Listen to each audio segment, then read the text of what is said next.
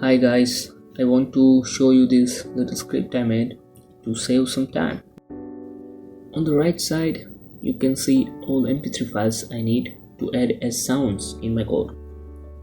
So usually I just copy paste all of them like this. You can see it takes a lot of time, even when I use just the keyboard. Let's fast forward this.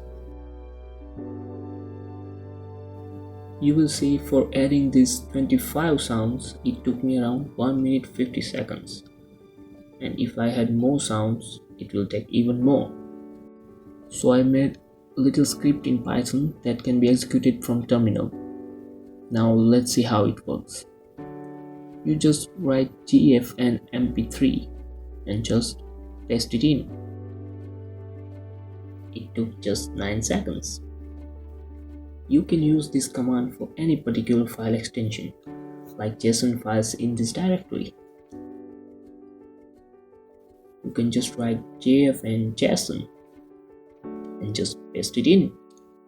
You can save yourself from copy pasting bunch of file names using this kind of tool.